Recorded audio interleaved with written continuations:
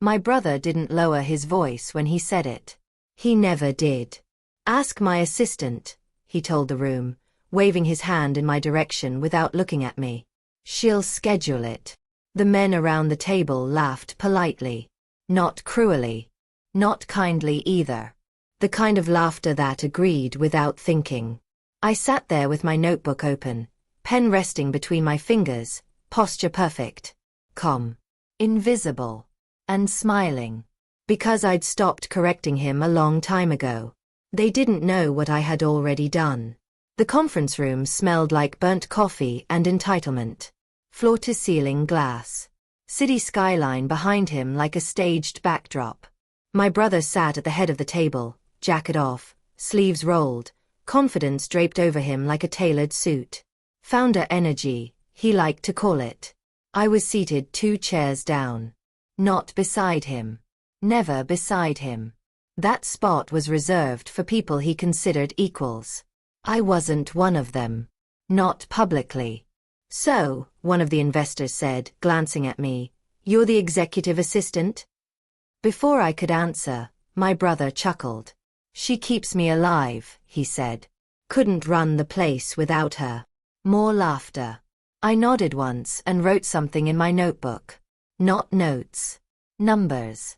The truth was, I had started as his assistant. 5 years earlier, when the company was still an idea and my brother still needed rides to pitch meetings.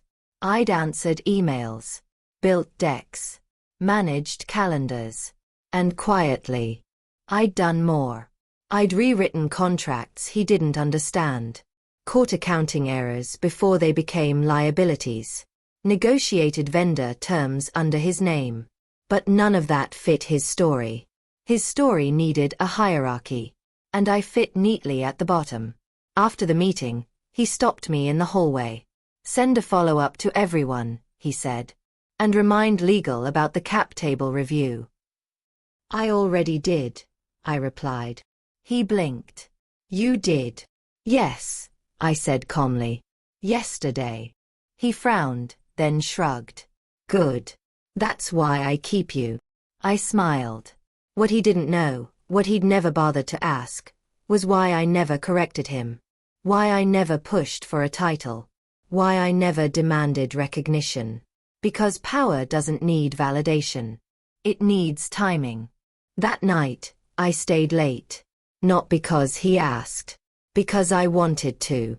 The office emptied out until only the hum of the HVAC remained. I opened my laptop and pulled up a folder labeled Personal. Inside was a single spreadsheet. Ownership structure. Updated weekly. I scrolled to the bottom. My name wasn't listed publicly. But it existed. In quiet agreements. In early sweat equity clauses. In options he'd signed without reading because he trusted me to handle the details.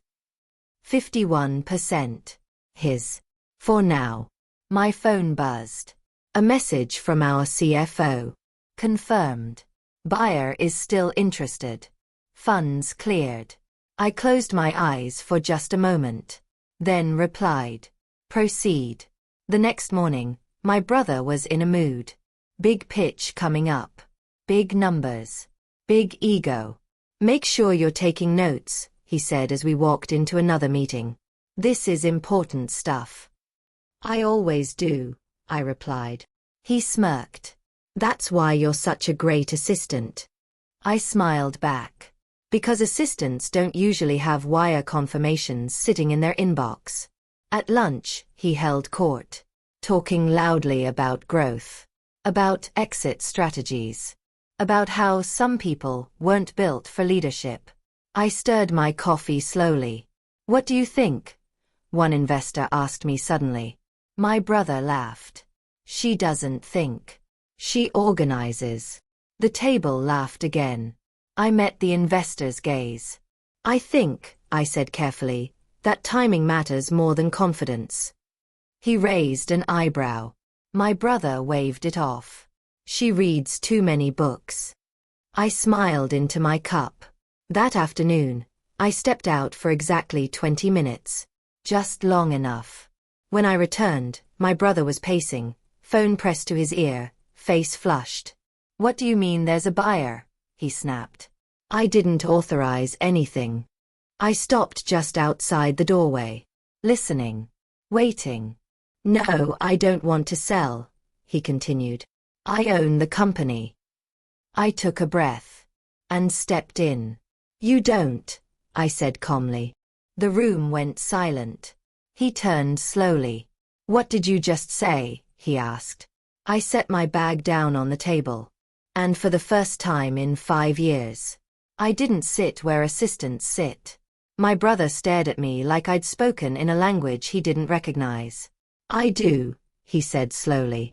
I own 51%. I nodded. You did. The room felt suddenly smaller. The city skyline behind the glass blurred as his focus narrowed to me. What game are you playing? He asked. I didn't answer him. I walked to the whiteboard instead, picked up a marker, and wrote a number. 2,300,000. Then I underlined it. The CFO, who had followed me in quietly, closed the door behind him. My brother's voice sharpened. Why is he here? Because, I said calmly, this is no longer an internal conversation. I turned back to face him. For 5 years, I said, you've referred to me as your assistant. He scoffed. Because that's what you are. I smiled slightly. That's what you called me, I corrected. What I actually was is patient. He laughed once, sharp and disbelieving. You think patience buys ownership? No, I said. Documentation does. I nodded toward the CFO. He opened his tablet. Cap tables. Option agreements. Early stage amendments. My brother's signature appeared again and again. Confident, careless, unquestioned. His face drained of color. You said you were just organizing these, he muttered. I was, I replied. And executing them. You can't just. He stopped, then tried again. You don't have the capital. I reached into my bag, pulled out my phone, and slid it across the table. Wire confirmation. Funds cleared. $2.3 million. He stared at it. Then at me. Then back at the number on the board. Where did you get that? He whispered. I thought about answering honestly. About the investments I'd made quietly. The advisory roles I'd taken without titles. The dividends he never asked about because he didn't think I had anything to invest. Instead, I said, I prepared. The CFO cleared his throat. The buyer, he said carefully, was you. My brother sank into his chair. No, he said. This is a joke.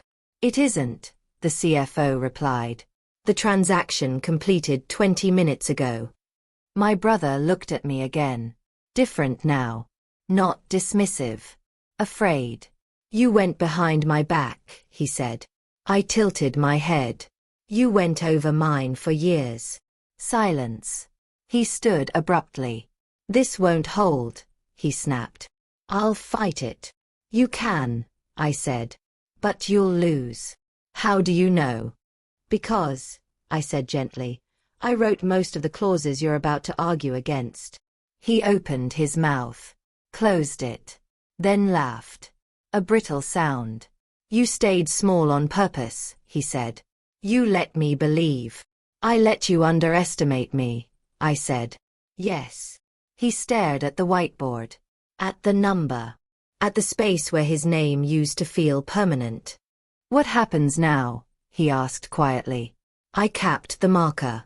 Now, I said, I stop being your assistant. The CFO shifted uncomfortably. And I become, I continued, the majority owner. My brother swallowed.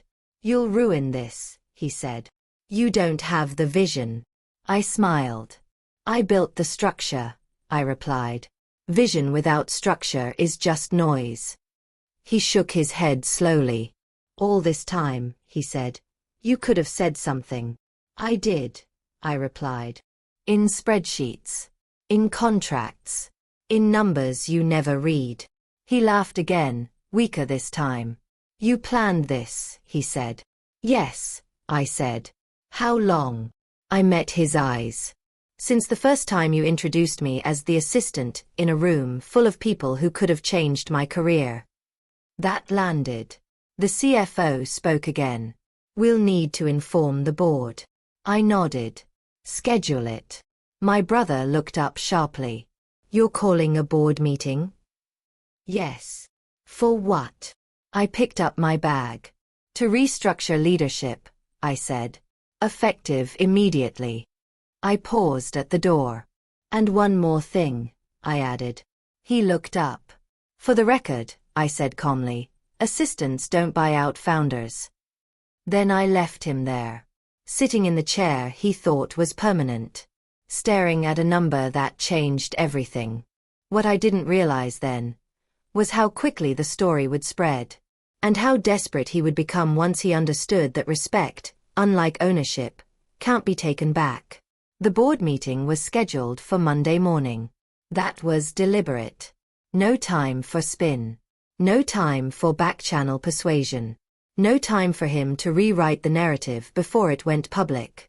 By Friday afternoon, the rumor mill had already started. People noticed the change in his posture. The way he stopped barking orders and started closing doors. The way his laughter disappeared from the open floor. He didn't look at me once. Not in the hallway. Not in the break room. Not even when I walked past his office and saw him staring at the city like it might explain what had happened. I didn't avoid him. I didn't need to. Power has gravity. Once it shifts, everyone feels it. Monday morning, the boardroom filled faster than usual. 6 members. 2 investors. Legal counsel. CFO. And me. This time, I didn't take the side seat. I sat at the head of the table. No announcement. No ceremony. Just presence. The kind that doesn't ask permission. My brother walked in last. He stopped when he saw where I was sitting. For a brief moment, I thought he might say something. He didn't. He took the chair to my right. Not beside me. Below me. The irony wasn't lost on anyone. The meeting began formally. Quarterly numbers. Burn rate. Growth projections. My brother tried to jump in twice. Both times, the CFO looked at me before responding. That was new. By the third time, my brother noticed. His jaw tightened. Before we continue, I said calmly, there's a structural update the board needs to acknowledge. The lawyer slid folders across the table. Signatures. Dates. Confirmations. Ownership breakdown. The room went silent as pages turned. One investor looked up slowly. So, he said, you're the majority shareholder now. Yes, I replied. He nodded once. Noted. Just like that. No shock. No argument. Because money doesn't care about ego. My brother cleared his throat. I'd like to speak, he said. I gestured politely. Go ahead. He leaned forward, hands clasped. This company exists because of my vision, he said. Because I took the risk. I didn't interrupt. I let him talk. That was important. And now, he continued, this feels hostile. Sudden. I met his gaze. Hostile. I asked gently. He hesitated. You never said you wanted control, he said. I never said I didn't, I replied. A murmur rippled through the room. One of the investors spoke up. Can I ask, he said, looking at me, what your operational role has been? I didn't exaggerate. I didn't minimize. I built internal systems, I said. Negotiated contracts. Managed compliance. Flagged risks before they became losses. The investor nodded. And the title? He asked. I smiled slightly. I was called the assistant, I said. A few heads turned toward my brother. He stared straight ahead. Another board member leaned back. Titles don't reflect value, she said. Ownership does. I nodded. Exactly. My brother finally snapped. So what? He said sharply. You're going to fire me? The room went very still. I looked at him. No, I said. I'm going to redefine you. He scoffed. You think you can run this without me? I already have, I replied. You just didn't notice. That hurt him more than anger ever could. I slid a document toward him. Revised leadership structure. CEO role redefined. Decision authority redistributed. Veto power reassigned. You'll remain, I said calmly. But not as majority. He flipped through the pages, hands trembling slightly. You're demoting me, he said. I'm aligning roles with behavior, I replied. The CFO coughed once to hide a smile. One investor raised an eyebrow. And your plan going forward? He asked me. I didn't rush. I laid it out clearly. Stability first. Transparency second. Growth without chaos. By the time I finished, the room felt settled. Like something volatile had finally been contained. The vote was procedural. Unanimous. My brother didn't vote. He didn't need to. He no longer had the weight. When the meeting ended, people stood slowly. Some nodded at me with new respect.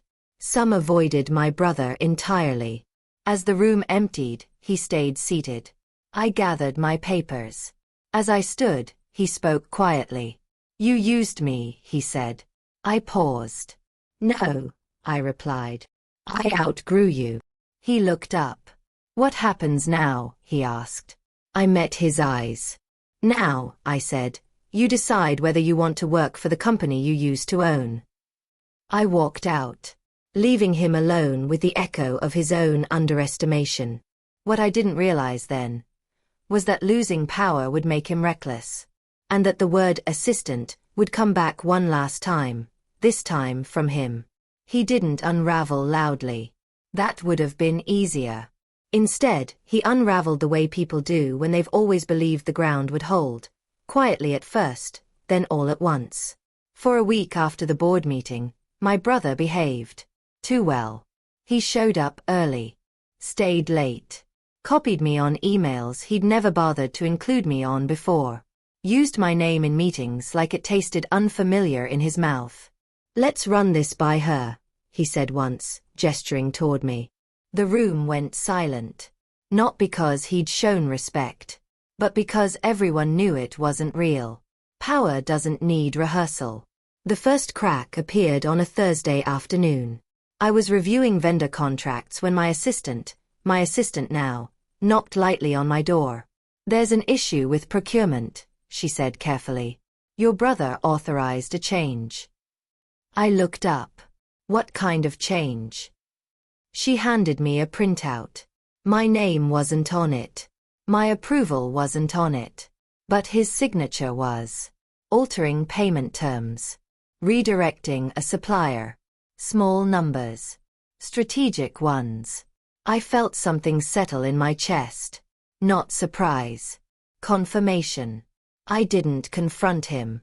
I never did when he expected it. Instead, I called legal. Then compliance. Then the CFO. By the end of the day, a pattern had emerged. Not theft. Not yet. But circumvention. He was trying to prove he still mattered. And in doing so, he was documenting his own irrelevance. The second crack was louder. An email sent late at night, to an investor he thought was loyal. I saw it because he'd forgotten to remove me from the thread.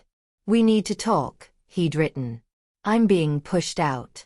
The reply came an hour later. Ownership speaks. Nothing else. He didn't reply.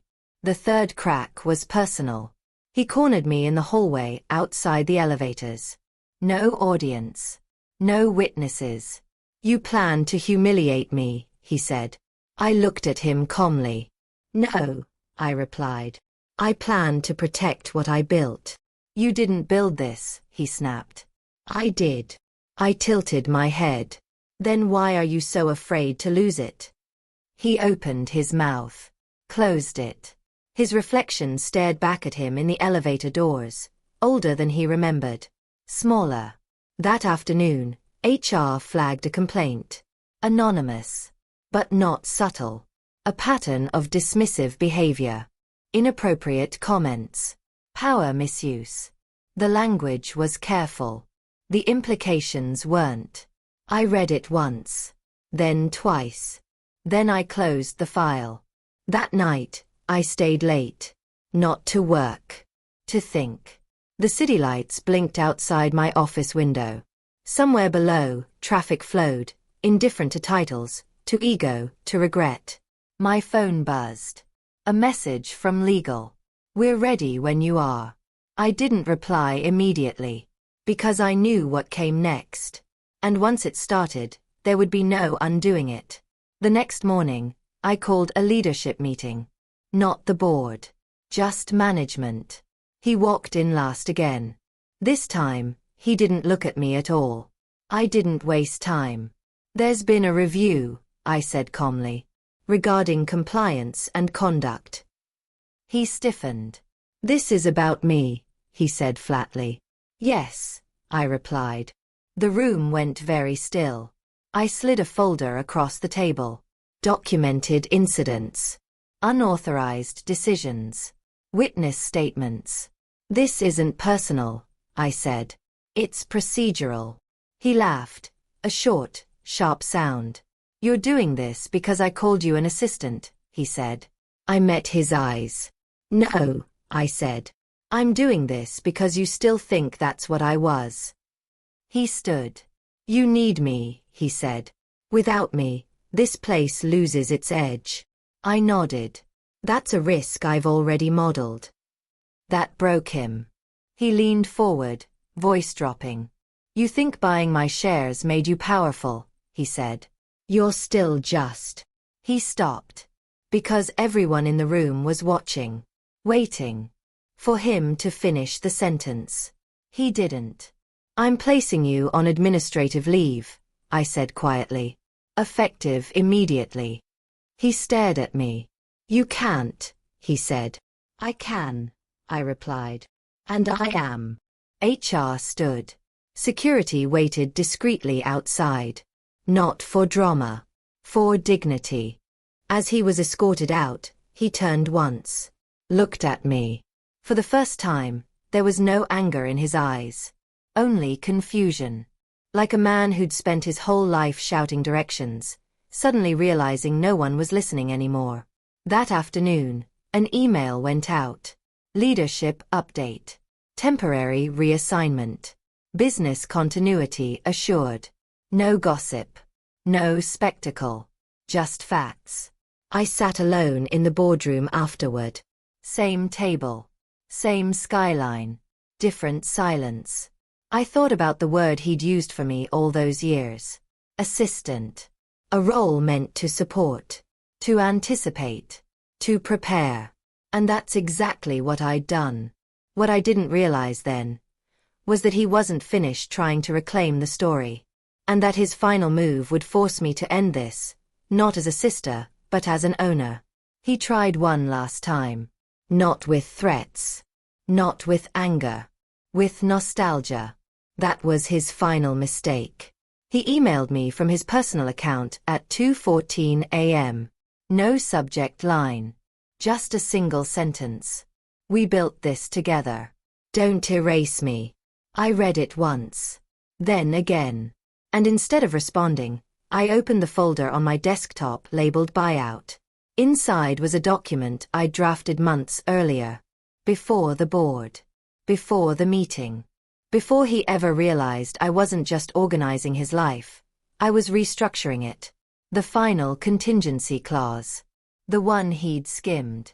The one he'd laughed about. The one that now mattered more than anything else. By morning, his attorney was calling. Then texting. Then calling again. I let it go to voicemail. Because power doesn't rush. It waits until the other side runs out of options. He showed up at the office unannounced just before noon. Security called me. I'll handle it, I said. I met him in the small conference room, not the boardroom. No glass walls. No skyline. No audience. He looked tired. Not angry. Defeated.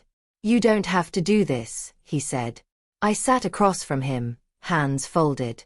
I already have, I replied. You think this ends well? He asked. People will talk. They already are, I said. And they're using the right name. He flinched. He slid a document across the table. A proposal. Revised equity. Public apology. Shared leadership. I'll step back, he said. Just don't push me out completely. I glanced at the paper, then closed the folder without reading it. You still don't understand, I said. He looked up. This isn't punishment, I continued. It's completion. He swallowed. I opened my own folder, placed one document between us. The final buyout agreement. His remaining influence converted into cash. Clean. Immediate. Irreversible. 2.3 million, I said calmly. You've already received it. He stared at the page. You planned this from the beginning, he whispered. I shook my head. No, I said. I adapted. He looked at me then, really looked. Not as his assistant. Not as his sister. But as someone he'd never taken the time to know. When did you stop needing me? He asked quietly. I considered that. About the same time you stopped seeing me, I said. That landed. His hands trembled slightly as he picked up the pen. If I sign this, he said, it's over. Yes, I replied. For good. Yes. He hesitated, then laughed softly. All those years, he said. Calling you that. I raised an eyebrow. Calling me what? The assistant. I smiled. And yet, I said, I was the one preparing the exit. He signed. The pen clicked against the table. Final. Done. When he left, he didn't look back. I didn't expect him to. Some people can't bear to see the moment they became a footnote. The announcement went out that afternoon. Ownership consolidated. Leadership clarified. Strategic direction reaffirmed. No mention of family. No explanation. Just facts. The market responded calmly, which was the greatest validation of all. Weeks later, I walked past his old office. Empty now. Cleaned out. I didn't feel triumph. I felt alignment. The company breathed easier. So did I. People ask me now how it felt. Buying out my own brother. Ending the story he thought he was writing. I tell them the truth. It didn't feel like revenge, I say. It felt like closing a loop. Because revenge is emotional. This was structural. He once called me the assistant, because he thought support meant subservience. He never understood that assistants see everything. They track patterns. They prepare contingencies. They know exactly when to step in. And when to step over. Now, when I walk into a room, no one asks who I work for. They already know. And sometimes, just sometimes, I think about that first meeting. The laughter. The casual dismissal. The word he used like it defined me. It didn't. It trained me. They didn't know what I had already done. But by the time they noticed, the deal was signed. The wire was cleared.